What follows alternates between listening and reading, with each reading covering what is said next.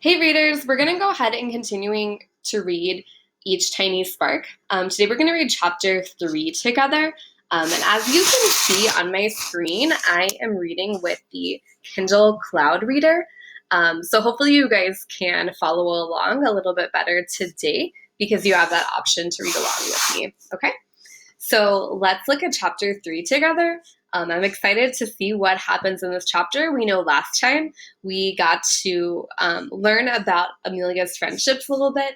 She's friends with Clarissa, who she's been friends with since kindergarten, but as we can tell, their relationship is getting a little bit awkward, and we can see that they don't have the same interests anymore.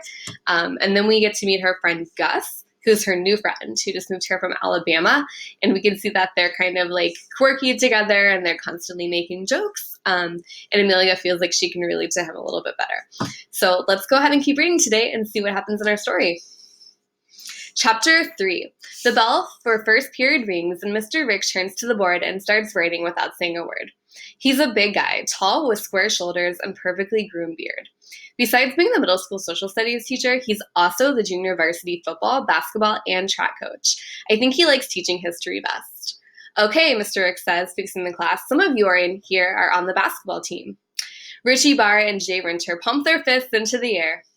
Richie is really tall for a sixth grader. I think his mom played college basketball or something. He lives just outside of Maryville, right near Parkview.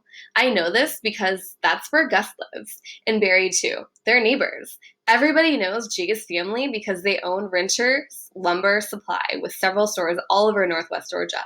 Jay is supposed to be in 7th grade, but the administration recommended that he repeat 6th. I don't think he cares that he's a whole year older than most of us. He likes to use his age to remind us that we should listen to what he says. Nobody really does. Yeah, Jay cheers. Congratulations, Mr. Winter. Mr. Rick says, but I don't care. All of you are expected to turn in your history project on time. Understand? If you play a sport and have practice, if you think that you're somehow going to make it on Broadway because you're in the spring musical, Clarissa's best friend, Lacey Roberts, and Jeff Samuels, they're only in 6th grade, but they were both cast as supporting leads in the spring production of Oklahoma. I don't care, Mr. Rick continues. This project counts for 50% of your grade, and no one gets a pass. There are a few grumbles in the classroom. Gus watches Mr. Rick intently. Mr. Rick makes eye contact with me. I smile. He doesn't smile back. Okay, here's your project. He turns to the board and writes down the project title, The Maryville Tourism Guide.